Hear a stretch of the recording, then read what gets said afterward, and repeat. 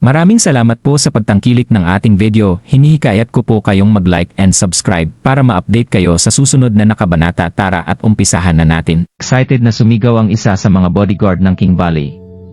Nang marinig iyon, ang ibang mga guwardiya na nakaharap sa mga mula sa pamilyang Fairleigh ay parang natanggalan ng bigat sa kanilang mga dibdib. Mahigit 60 na bodyguard mula sa King Valley ang umungol sa sakit habang nakahiga silang lahat sa lupa.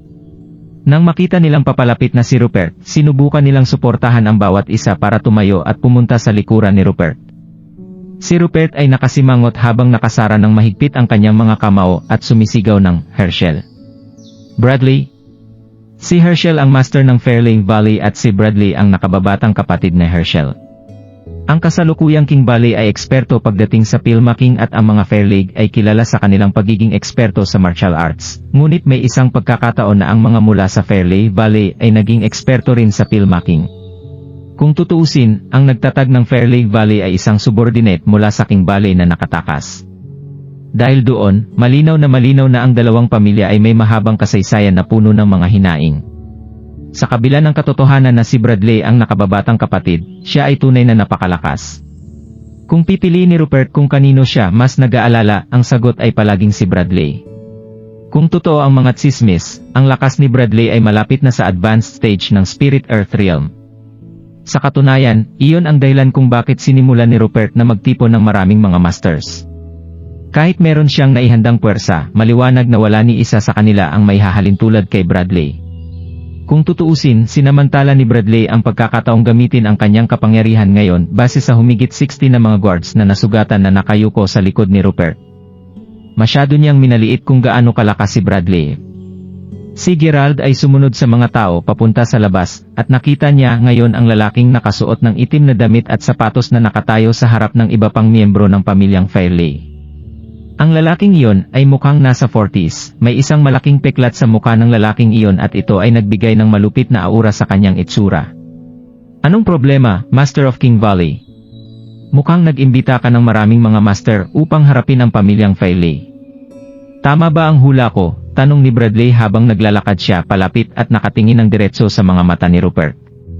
Bilang isang big boss, pinigilan ni Rupert ang kanyang pagkabigla bago siya sumagot. Masyado yatang malakas ang loob niyong dalawa. Talagang dinala mo ang napakaraming kalalakihan mo sa loob ng maikling panahon. Sinaktan mo ang maraming Valley's men. Isang mata sa mata, Master Rupert. Hindi mo ba naalala kung paano mo binigyan ng peklat ang kapatid ko sa mukha niya? Ginamit mo noon ang gamot ng King Valley para kumuha ng master na papatay sa amin, hindi ba? Kung hindi binuwis ng kapatid ko ang kanyang buhay noon, paniguradong hindi ako makakatakas. Hindi ko makakalimutan kung paano nangyari ang peklat na iyon, sagot ni Herschel sabay tawa ng malamig. Ang dalawang pamilya ay matagal nang nag-aaway at naghiganti si Bradley dahil dito. Kasunod nito, idinagdag ni Bradley, panahon na para tapusin natin ang kalokohang ito, Rupert Yateman. Marami ng mga away na hindi pa natuldukan at ang iyong magaling na anak ay pinalaya pa ang aming God of War. Alam mo ba kung gaano karaming lalaki ang namatay para lang mahuli siya? Matagal nang nag-aaway ang mga pamilya natin, Rupert. Dumating kami dito ngayon para maghiganti sa mga nakaraan at kasalukuyang pagkakamali. Tapusin na natin ang lahat ng ito ngayon. Nakakatakot ang mga salitang sinambit ni Bradley, ngunit sa tuwing ibinubuka niya ang kanyang bibig, ang peklat sa kanyang mukha ay gumagalaw ng paulit-ulit. Regardless, nanatiling tahimik si Rupert.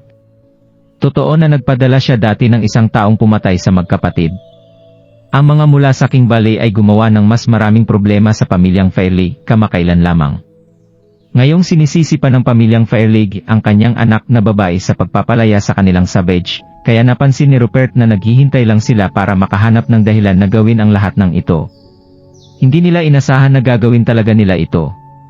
Gayunpaman, kahit pa naghahanap ng laban ang pamilyang Fairleigh, natakot si Rupert na kahit na tinipon at sinanay niya ang maraming masters sa nakalipas na 6 na taon, imposible na kaya nilang makalaban si Bradley. Dahil doon, hininaan ni Rupert ang kanyang boses at sinabing, huwag mong isipin na magagawa mo ang lahat ng gusto mo dahil lang naabot mo na ang advanced stage ng Spirit Earth Realm. Ipapaalam ko sa iyo na ang mga mula sa King Valley ay hindi nagpapatumpik-tumpik lang sa nakaraang taon. Ha? Sinisiguro ko sa iyo na alam ng lahat kung gaano kalakas ang King Valley, at natural lang na malaman namin ang tungkol dito. Magiging mas madali sa amin kung hindi kayo lalaban pa. Alamin na wala sa iyong mga master ang kayang makalaban sa isang suntok ni Bradley.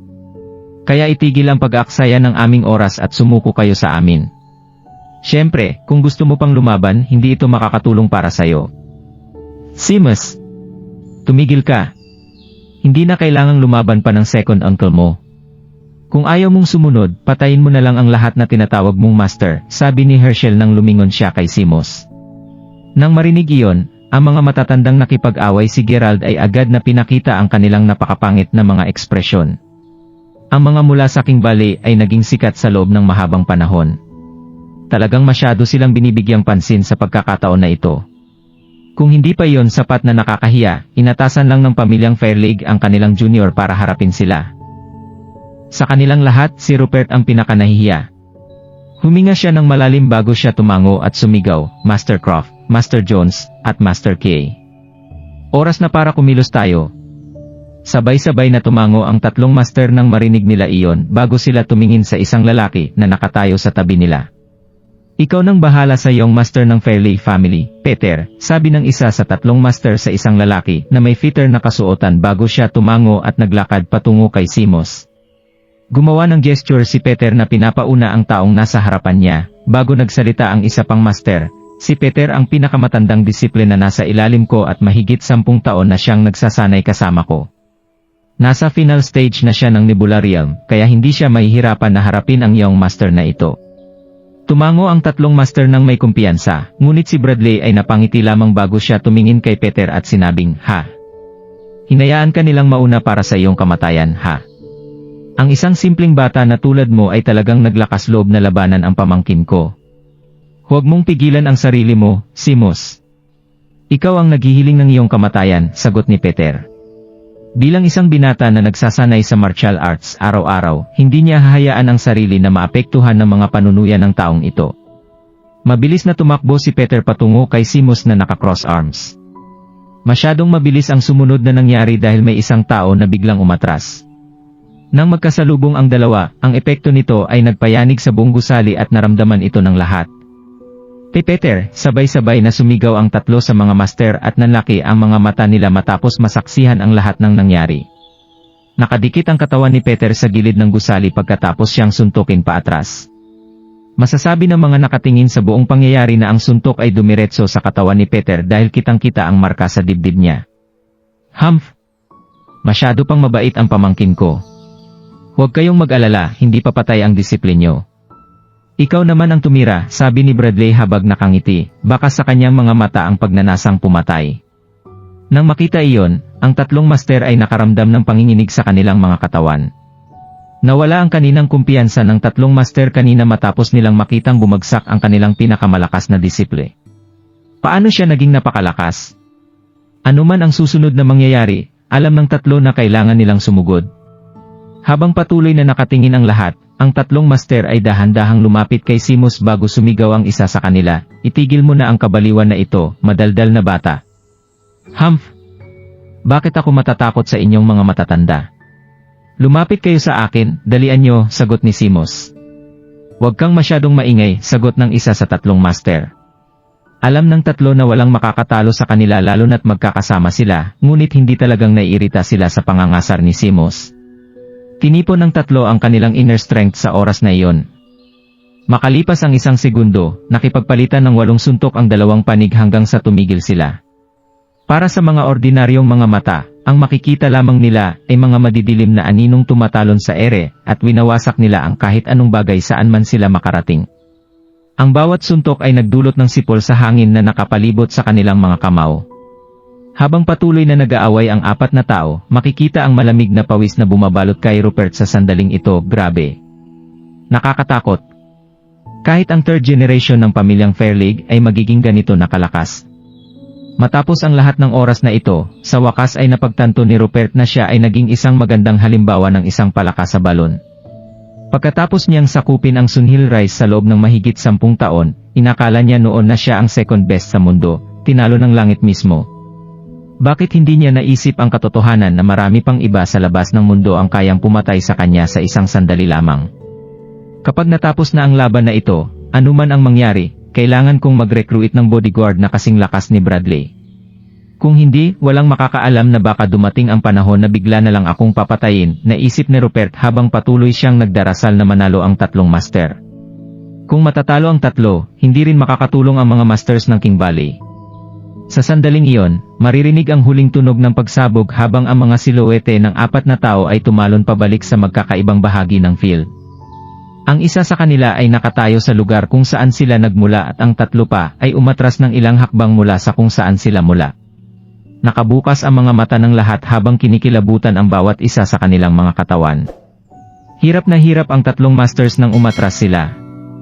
Napaka-unexpected para sa isang greenhorn na tulad mo na magkaroon ng matinding inner strength, sabi ng isa sa mga master. Silang tatlo ay mukhang hindi makapaniwala at pilit ang kanilang mga ngiti habang nakatitig sila kay Seamus na parabang umuusok ang buong katawan sa sobrang init. Hinihingal na ngayon si Seamus, ngunit halatang nahirapan rin siya sa laban. Dahil doon, buong pagmamakaawa niyang sinabi, sana naiintindihan mo na ngayon ang sinasabi ng aking tatay at ni second uncle. Sumuko na lang kayo para maligtas ang inyong buhay. Kung ipapagpatuloy ko ang laban na ito, paniguradong hindi na ako magpipigil pa. Sana maintindihan niyo na ang pagbisita namin ngayon ay dahil lamang kay Rupert. Kung ayaw mong mamatay, tumabi ka. Nang marinig iyon ng tatlong master, napabuntong hininga na lamang sila. Wala na silang lakas na makipaglaban pa dahil kung hindi nila napatumba si Seamus, paniguradong hindi nila matatalo si Bradley. Nang makita iyon, naramdaman ni Rupert at ng lahat ng tao mula sa King Valley na parang nahulog sila sa malalim na bangin. Hindi pwedeng sumuko ang tatlo kaya tiningnan nila ng masama si Rupert at ang pamilyang Fairley bago sila sumigaw, gawin nyo na. Nang marinig ang utos, dalawang armadong lalaki ang lumabas mula sa likod ng maraming mga bato sa looban. Binigyan sila ng napakalaking halaga ng pera at ang bawat isa sa kanila ay kilalang mga god ng marksmanship. Dahil dito, inatasan sila ni Rupert bilang kanyang huling line of defense. Nang pumutok ang kanilang mga baril, biglang ginamit ni Bradley ang kanyang inner strength para buhatin ang dalawang bato mula sa lupa at hinagis ang mga ito sa dalawang gunsman. Ang mga bato ay tumama sa bawat isa sa kanila sa pagitan ng kanilang mga kilay, kaya napasigaw silang dalawa ng magkasabay hanggang sa bumagsak sila sa lupa. Sa puntong ito, ang pamilyang Fairley ay nagpakita lamang sa loob ng halos 10 minuto. Kahit pa sa loob ng maikling panahon, marami mga mahuhusay na mga tauhan ni Rupert ang nasugatan at hindi na makalaban. Meron siyang humigit kumulang 150 na guards sa ilalim niya ngayon, ngunit alam ni Rupert na huwag nang dagdagan ang mga bangkay sa kanyang harapan. Ang tanging natitira na may kakayahang lumaban sa kanila ay ang sarili at ang ilang iba pang matatanda. Habang pinag-iisipan niya ang susunod niyang hakbang, biglang sumigaw si Bradley, tumabi ka, Seamus. Ako nang papalit dito. Sumikat ang nakakabulag na liwanag habang si Bradley ay dahan-dahang naglakad patungo kay Rupert. Sa sandaling iyon, parehong tumakbo sina Fleur at Yenny papunta sa plaza. Nagulat sila sa malaking kaguluhan na kasalukuyan nilang nasasaksihan habang sumisigaw sila ng, Papa. Sa puntong ito, namutla na ang mukha ni Rupert.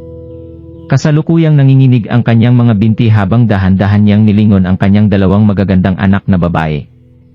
Mahigpit na nakasara ang kanyang mga kamao habang pinipigilan niya ang kanyang sarili, ngunit sa huli, alam niyang kailangan niyang gawin ito. Bradley, Herschel. Sa totoo lang hindi naman kami galit sa inyo noon. Isang malaking pagpapala na natutunan ng iyong mga ninuno ang art of filmmaking mula sa ating King Valley. Kung tutuusin, humantong ito sa pagsisimula ng Fairley Valley. May kutob ako na interesado si Seamus sa ating Fleur. Bakit hindi natin gawing pagkakaibigan ang laban na ito? Ha? Sa tingin mo ay may gusto ang pamangkin ko sa Fleur mo? Tumigil ka na sa kalokohan mo at tapusin na natin ito. Kapag natapos na ito, kukunin ko na lang ang anak mo para masatisfy ang pamangkin ko, panunuya ni Bradley nang hindi iniisip ang kanyang mga salita nang magsimula siyang maglakad papunta kay Rupert. Sa nakikita ng lahat, umaapaw na ang kanyang hangarin na pumatay sa puntong ito.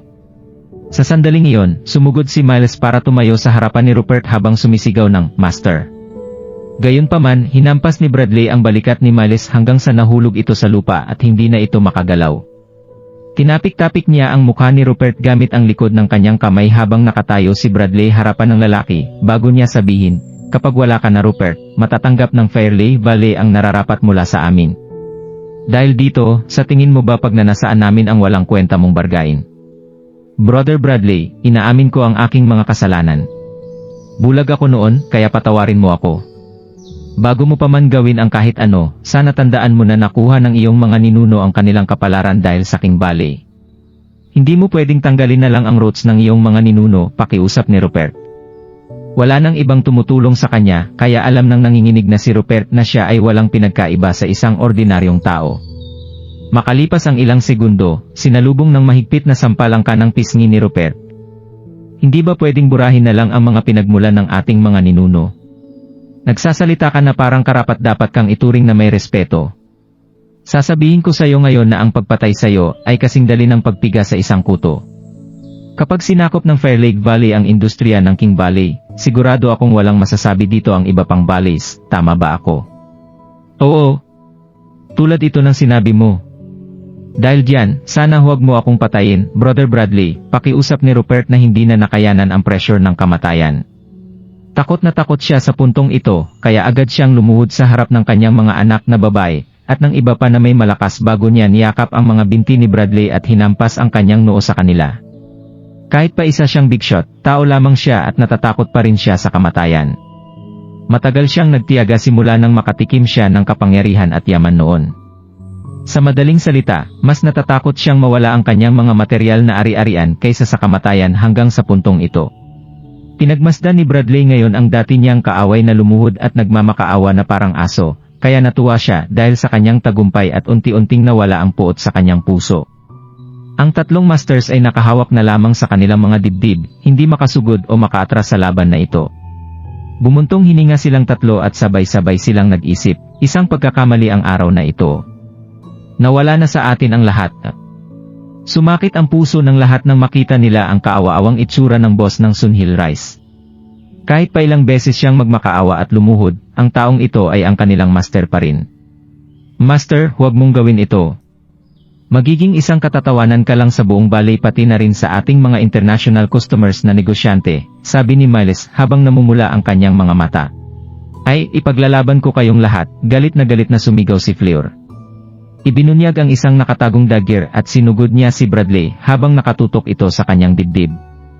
Nakasanayan na niya ang martial arts at nagsasanay na siya ng iba't ibang uri ng mga ito mula pa noong bata pa siya, kaya malakas ang loob ni Fleur na matatamaan niya ang lalaki. Sa kasamaang palad, isang sipalang mula kay Seamus ay na-disarm kaagad ang kanyang dagger. Hindi man lang rin siya nakalapit kay Bradley. Bumagsak ang dagger sa lupa at hinawakan ni Seamus si Fleur sa kanyang pulso bago siya hinila. Nakita iyon ni Yenny at takot na takot siyang sumugod, umaasang maliligtas niya ang kanyang kapatid habang sumisigaw siya, iipaglalaban kita. Habang sumisigaw siya at tumatakbo patungo kay Seamus, may isa pang young master mula sa Fair Lake Valley ang mabilis na pumasok at hinawakan ang kanyang pulso bago siya nito niyakap ng mahigpit tulad ng ginagawa ni Seamus kay Fleur. Tumawa ng malakas si Seamus bago siya nagsalita, hindi mo alam kung gaano katagal kong hinintay ang oras na ito, Fleur. May proposal ako sa'yo. Kung susundin mo ang bawat utos ko ngayong gabi, sasabihin ko sa tatay ko at kay second uncle na huwag kang patayin. Gagawin kitang mistress ng dalawang malalaking balay. Mabait ako kaya hahayaan kitang panatilihin ang kalahati ng King Valley. Ano sa tingin mo? Bitiwan mo ako, Guka. Sigaw ni Fleur, makikita ang kawalan ng pag-asa sa kanyang mga mata nang humarap siya sa 150 bodyguards ng King Valley na nakatayo pa rin doon. Anong ginagawa niyong lahat? Tumigil kayo sa kakatayo diyan at umatake. Nang marinig ang utos na iyon, sa wakas ay nagsimula silang maglakad at handa nang makipaglaban. Gayunpaman, lahat sila ay nanigas muli sa isang lugar sa sandaling tingnan sila ni Bradley. Napagtanto nila na wala silang laban sa pamilyang Farley na naninirahan ng mag-isa sa loob ng maraming panahon. Fleur, maging mabait ka lang at makinig kay Mafeley. Ibigay mo ang gusto niya at iligtas ang iyong tatay, walang hiyang nakiusap si Rupert. Ha? Iligtas. Mamamatay ka ngayon, Rupert, galit na sinabi ni Bradley nang ibagsak niya si Rupert sa lupa. Tigilan mo na ang pakikipaglaro sa kanya, Bradley. Panahon na para tapusin natin siya, at ang lahat ng kanyang mga tauhan sa King Valley. Kung magagawa mo ito ng mas maaga, mas mabilis din nating sasakupin ang lugar na ito, sabi ni Herschel sabay ngisi siya. Masusunod. Rupert, ibibigay ko na sa iyo ang iyong one-way ticket papunta sa impyerno, sabi ni Bradley, habang dahan-dahang itinaas ang kanyang braso at tinutok ito sa ulo ni Rupert. Takot na takot si Rupert kaya napapikit siya. Gayunpaman, bago pa man ibigay ni Bradley ang final blow, bumangon si Miles at biglang sumigaw ng, "Tumigil ka." Habang nakatingin ang lahat sa kanya, lumuhod si Miles at bumagsak ng malakas ang kanyang tuhod sa lupa bago siya tumingin kay Gerald at nagmakaawa, "Mark Crawford. Nagkamali ang Master of the Valley, kaya nanghihingi ako ng tawad para sa kanya. Ako, si Miles Mateman, ay handang alay ang aking buhay kapalit ng kanyang buhay, kaya nakikiusap ako sa iyo, iligtas ang Master of the Valley. Babayaran ko ang utang niya gamit ang buhay ko." Patuloy na yumuko si Miles hanggang sa balutin ng dugo ang kanyang noo nang biglang sumigaw si Herschel, "Ano pang hinihintay mo, Bradley? Tapusin mo na siya." Nang marinig iyon, napahinto ng saglit si Bradley at muling itinaas ang kanyang palad, handa nang tapusin ang buhay ni Rupert. Gayunpaman sa pinakahuling segundo, si Bradley ay kusang umatras ng may mabilis na kidlat na dumaan sa kanyang mga mata. Mabilis na tumingin sa direksyon kung saan lumipad ang bagay na iyon at sakto namang nakita ni Bradley na bumangga ito sa isa sa maraming rock structures sa courtyard. Pagkatapos nito ay sumabog ang bato at lumipad ang maraming debris mula dito. Unti-unting nawala ang alikabok na nagmula sa pagsabog, ngunit nanatiling tulala pa rin ang mga tao sa sandaling iyon. "No," sigaw ni Bradley, makikita sa mukha niya ang matinding takot at hindi makapaniwalang ekspresyon habang nakatitig siya kay Gerald. Si Bradley ay isang makapangyarihang tao. Dahil doon, paano siya matatakot sa isang ordinaryong tao? Si Seamus gamit ang isang atake lamang.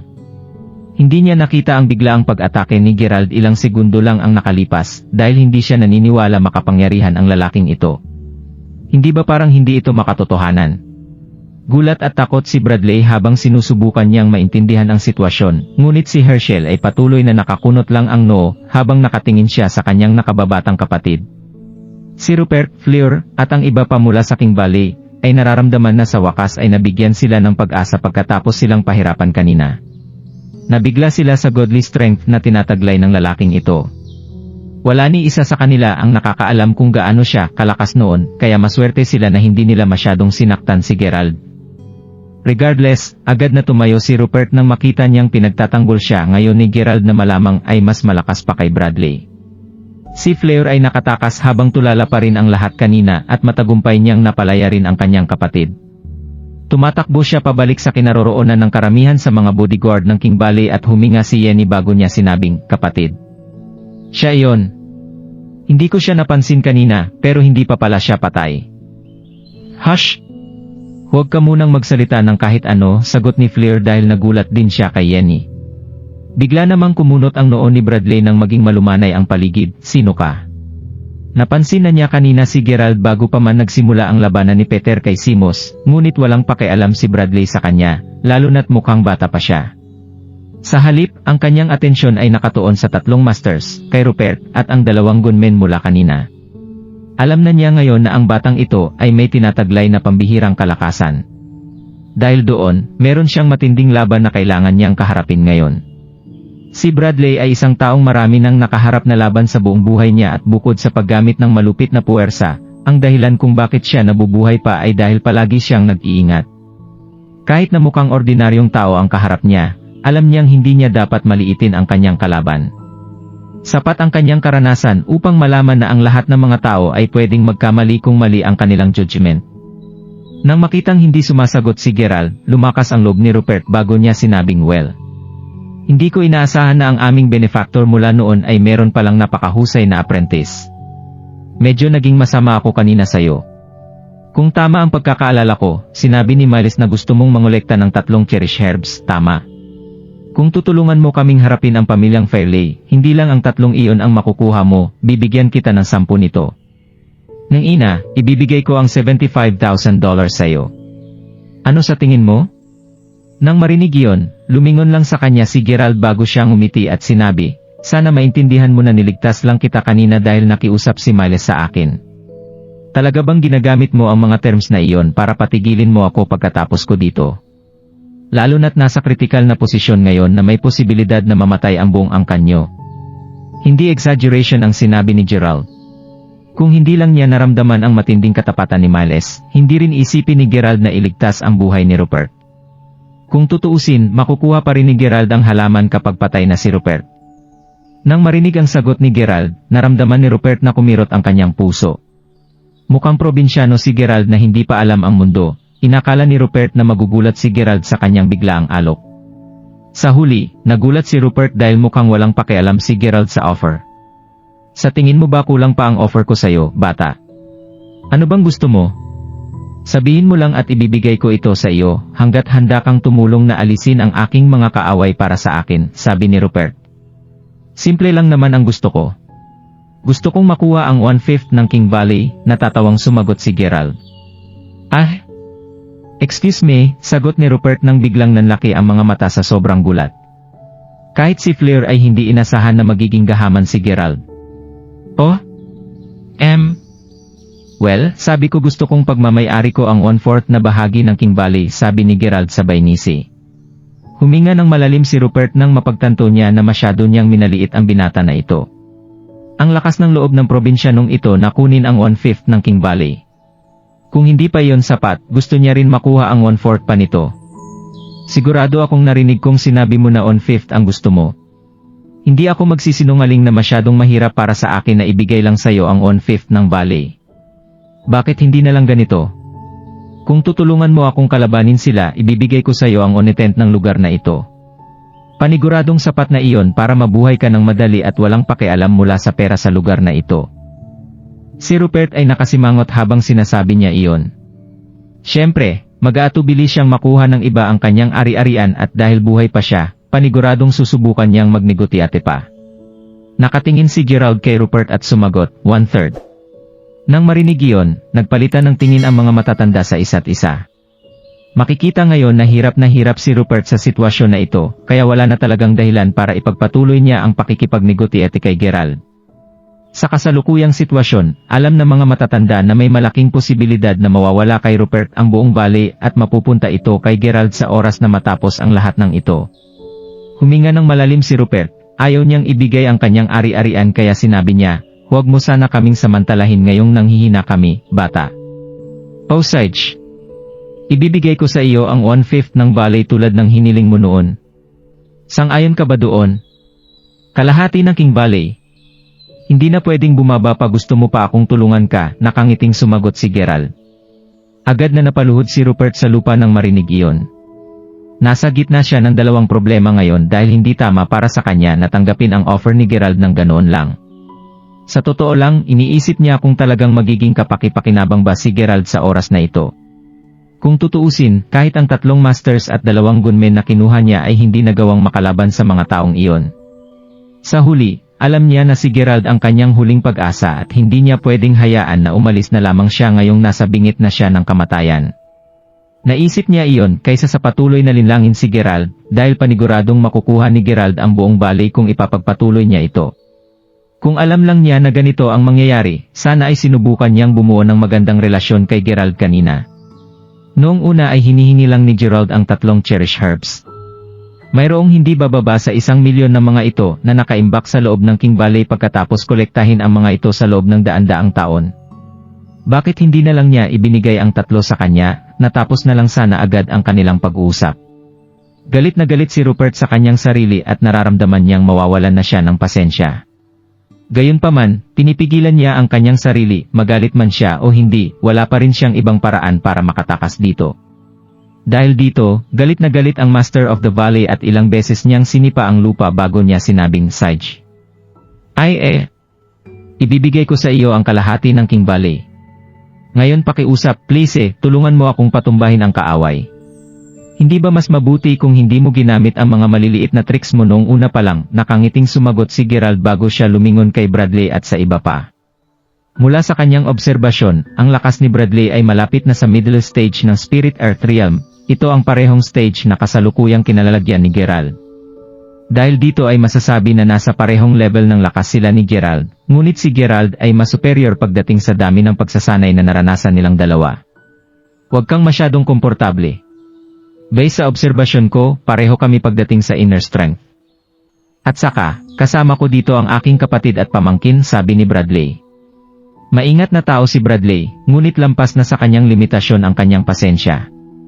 Galit na galit siya na nagsimulang tumulo ang dugo mula sa dati niyang peklat sa mukha, ito ang dahilan kung bakit naging mabangis ang itsura niya. Direktang tumingin si Gerald sa mga mata ni Bradley at sinabi, oh. Hindi ka naniniwala na kaya kitang pabagsakin. Ano kaya ang gagawin ko? Sa palagay ko kailangan kong patunayan ang aking punto sa pamagitan ng pagbagsak sa inyo ng sabay-sabay. Ano sa tingin mo? Ikaw. Gusto mo ba talagang mamatay? Sabi ni Bradley habang ang kanyang mga mata ay nagniningning sa kagustuhang pumatay. Si Bradley ang tipo ng tao na pinahalagahan ang kanyang self-worth kaysa sa kanyang sariling buhay. Kaya kahit na malinaw na mas malakas si Gerald, mas determinado si Bradley na patumbahin siya pagkatapos siyang pahiyain nito. Kapag naputol ko na ang iyong ulo at mga paa, itatapon ko ang mga ito sa ilog at ipapakain ito sa mga isda, sabi ng galit na si Bradley hanggang sa naging nakakatakot ang kanyang mukha. Hindi mo alam kung ano ang makakabuti para sayo. Tingnan mo ang sitwasyon mo. Hindi mo ba naramdaman na masyadong nakakatakot si Bradley ngayon? Bakit kailangan mo pa siyang i-provoke? Talentado ka pero dapat mong malaman na si Bradley ay isang veterano, naisip ng tatlong master habang nanonood sila. Si Miles naman ay kasalukuyang nakatulala sa mga pangyayari. Alam niyang mayabang si Gerald, ngunit hindi niya inaasahan na ganito pala siya kayabang. Lalabanan niya ang tatlo ng sabay-sabay. Bago pa magtaka si Miles, nakita niyang inayos ni Gerald ang kanyang posisyon bago siya kaswal na sumagot, "Oh. Ganon ba?" Kasunod nito, biglang iniunat ni Gerald ang kanyang kanang kamay bago niya ito sinara ng mahigpit at inikot ito ng kaunti. Pinapakita nito na parang nakuha niya ang hangin. Habang nagtataka ang lahat kung ano ang sinusubukan niyang gawin, binawi ni Gerald ang kanyang kamay patungo sa kanyang dibdib bago niya hinagis ang invisible na kutsilyo kay Bradley. Inakala ng lahat na kutsilyo ito, ngunit nanlaki ang mga mata ng lahat nang lumabas ang puting liwanag mula sa kanyang palad. Nagulat ang lahat nang biglang nahati ang lupa habang ang bola ng liwanag ay patuloy na lumilipad patungo kay Bradley.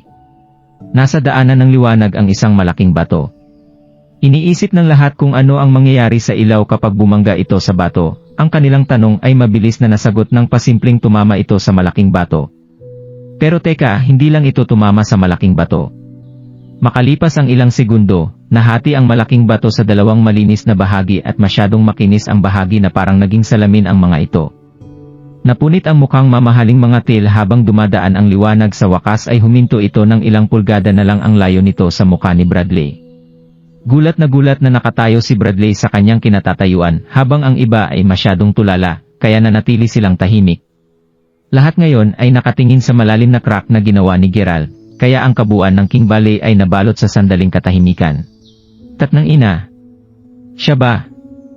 Tao ba siya o Diyos? Nakanganga si Miles habang pinapanood ang lahat ng ito, ngunit wala siyang pakialam sa hitsura niya habang nanginginig ang boses niya nang sabihin niya iyon. Kahit ang tatlong master ay natulala sa sandaling ito.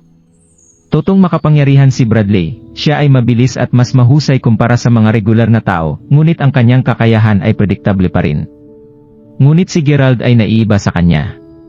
Kung tutuusin, nahati ang lupa at kahit isang malaking bato ay nahati sa pamagitan lamang ng pagwagaiway ng kanyang kamay sa hangin.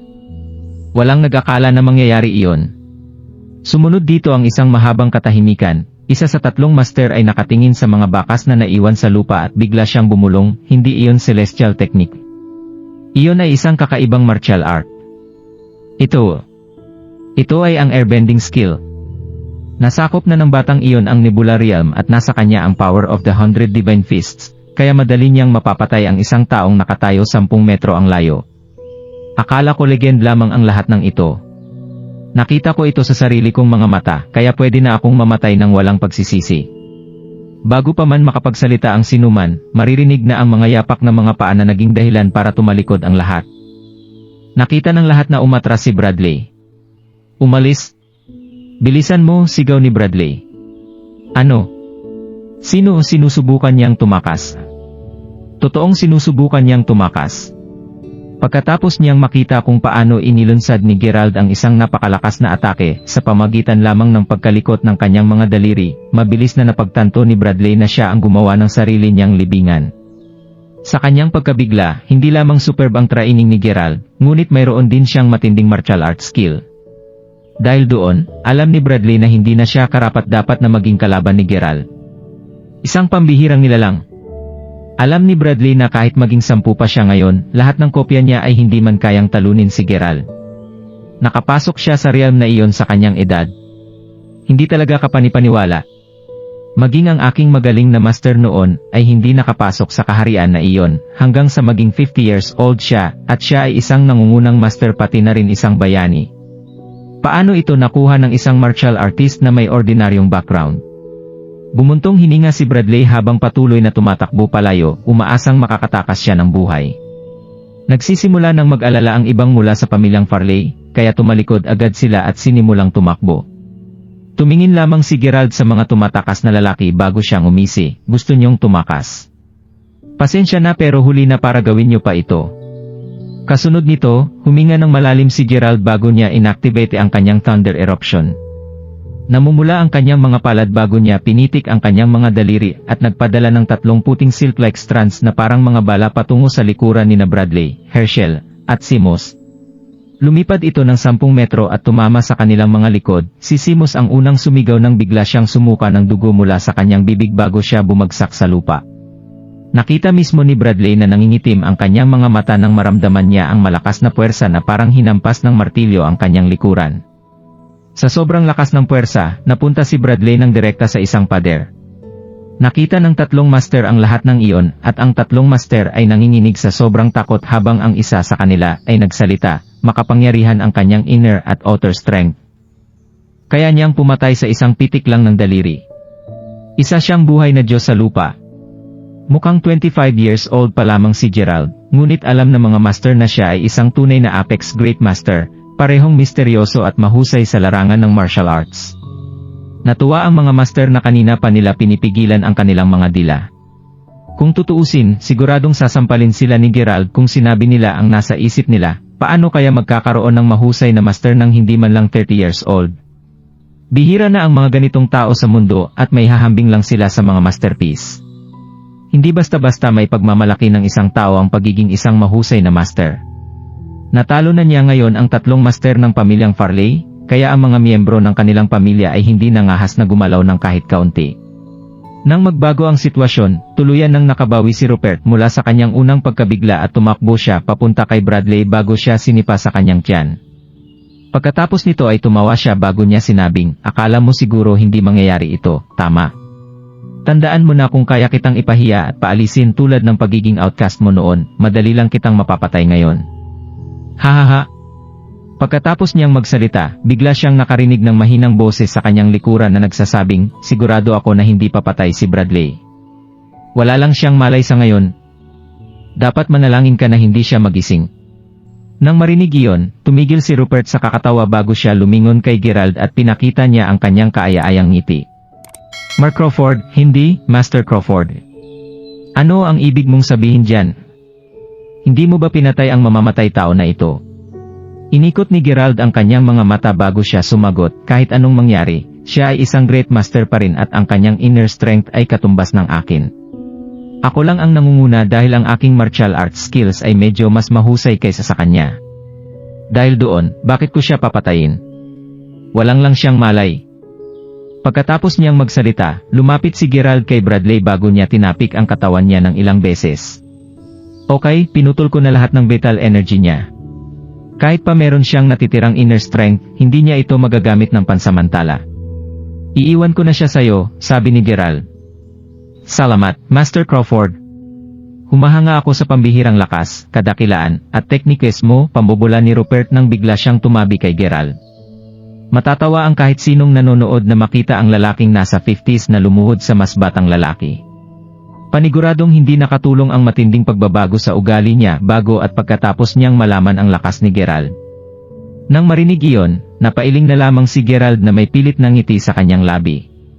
Ang hindi alam ni Gerald ay pagkatapos makaranas ng roller coaster of emotions, matagal nang sumuko si Rupert sa pagpapanatili ng kanyang dignidad. Ang gusto lang niyang gawin ngayon ay magustuhan siya ni Gerald, at ano pa ba ang mas magandang paraan para gawin iyon kaysa sa patuloy niyang pambobola kay Gerald.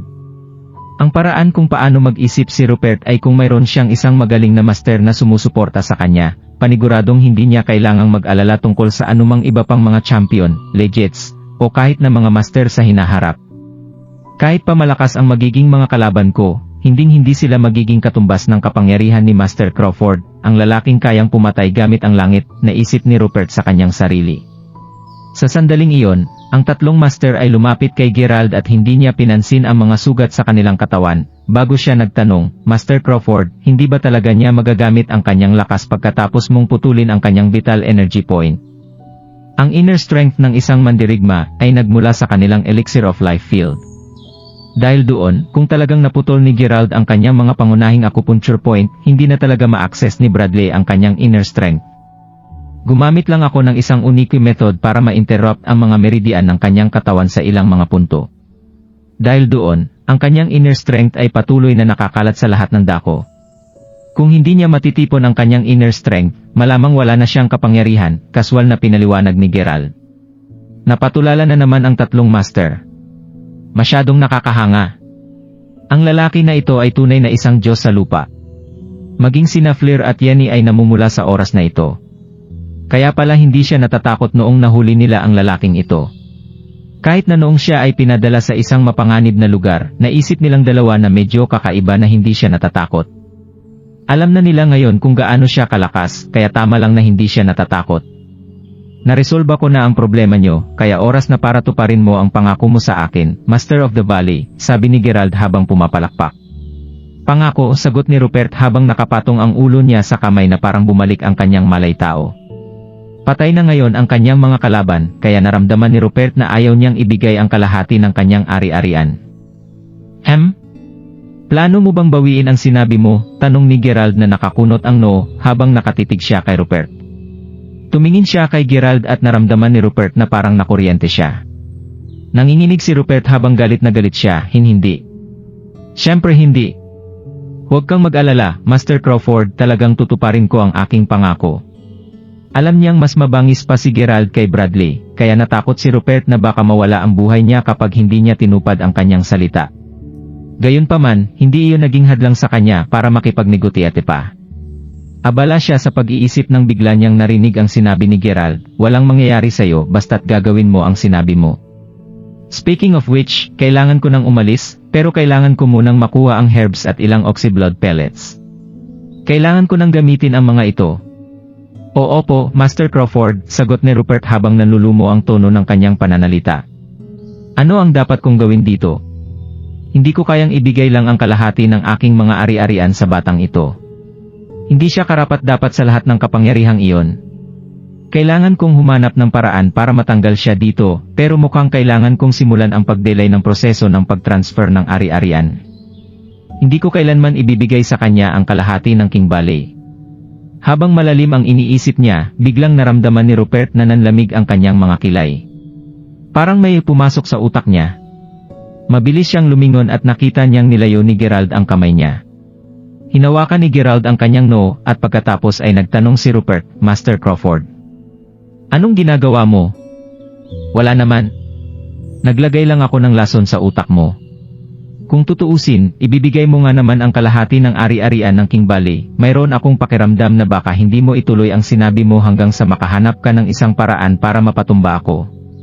Siyempre, mas makakabuti sa'yo kung hindi iyon ang gagawin mo, nakangiting sumagot si Gerald. Hinding-hindi ko gagawin iyon, nauutal na sinabi ni Rupert habang nakatulala.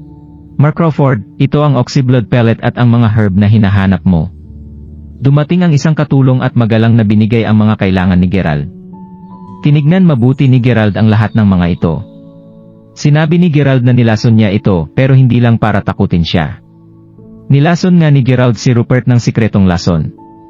Si Rupert ay isang sakim na tao at takot siyang mamatay, bukod sa kalahati ng cherished herbs sa King Valley, medyo kapaki-pakinabang pa rin siya kay Gerald sa ibang kadahilanan. Hindi natatakot si Gerald na babawiin ni Rupert ang mga sinabi niya sa hinaharap basta't banta siya ng lihim na lason. Pagkatapos niyang umalis sa King Valley, hindi agad bumalik si Gerald sa tahanan ng lalaking nagligtas sa kanya.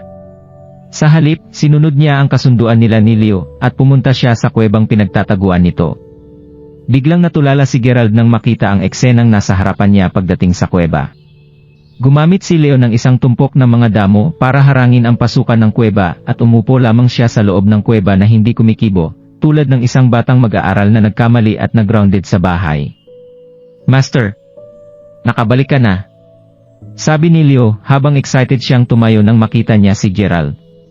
Nakatago ka ng ganyan mula nang dumating ka dito? Tanong ni Gerald habang tumatawa. Sinabi mo master na huwag akong gumalaw. Kaya, nagtago ako dito nang hindi gumagalaw pagkatapos kong mahanap ang kuwebang ito. Hinihintay kong bumalik ka at sunduin ako. Sabi ni Leo habang nagkakamot ng ulo. Hindi mo dapat akong tinatawag na master. Leo, ikaw ang senior ko. Kamukha ko lang ang iyong master, pero hindi ako ang parehong master na tinutukoy mo, prangkang sumagot si Gerald. Imposible yan. Mayroon kang Dragon Blood Jade Pendant.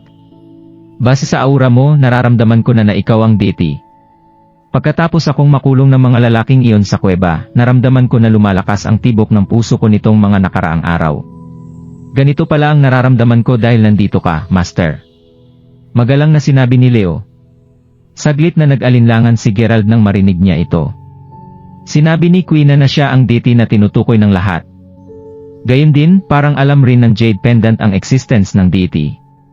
Iyon ang dahilan kung bakit binigyan nito si Gerald ng napakaraming alaala simula nang mahawakan niya ito. Totoo bang nararamdaman ni Leo ang aura ng deity mula sa katawan ni Gerald? Hindi kaya siya talaga ang deity na tinutukoy nila?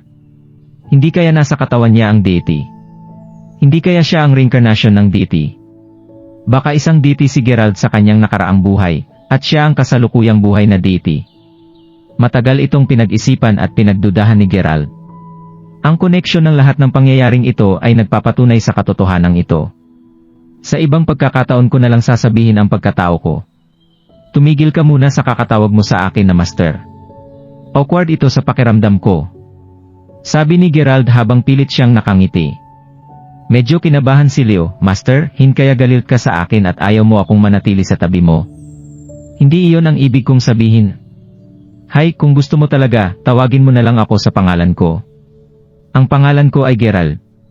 Napakamot ng ulo si Leo bago niya sinabi, pwede ba kitang tawaging Mer Crawford gaya ng iba? Tinawag din nilang Mer Fairley ang taong iyon.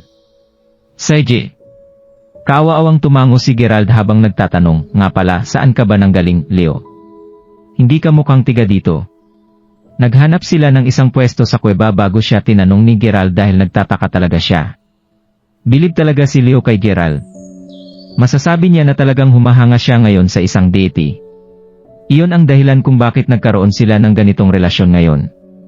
Bilang karagdagan, iniligtas rin ni Gerald ang kanyang buhay. Gustong-gusto rin ni Leo ang guwapong itsura ni Gerald at ang paraan ng pagsasalita nito. Ito ang dahilan kung bakit siya mabait at madaling lapitan. Naramdaman ni Leo na gumaan ang loob niya kay Gerald. Pakiramdam rin ni Leo na gusto niyang kilalanin si Gerald bilang kanyang master. Pakiramdam niya ay nakahanap na siya ng taong mapagkakatiwalaan niya sa hindi kilalang lugar na ito. Kaya natural lang nasasabihin niya ang totoo kay Gerald sa pagkakataon na ito. Mer Crawford, nakatakas ako mula sa isang malaking lumilipad na battleship bago ako napunta sa lugar na ito nang hindi ko namamalayan. Bukod dito, naramdaman kong parang kakaiba ang lugar na ito pero napakapamilyar nito sa akin. Pakiramdam ko ay dito na ako tumira noon, pero sa parehong oras, naramdaman kong parang kakaiba at hindi pamilyar sa akin ang lugar na ito. Sabi ni Leo. Naramdaman ni Gerald na nanginginig ang buong katawan niya nang marinig niya ang sinabi ni Leo. Malaking lumilipad na battleship. Nagtatakang tinanong ni Gerald. Kung nagustuhan mo ang mga ganitong video, huwag mong kalimutan mag-like and subscribe. Panoorin mo na rin ang mga naunang kabanata para lalong maubos ang oras mo.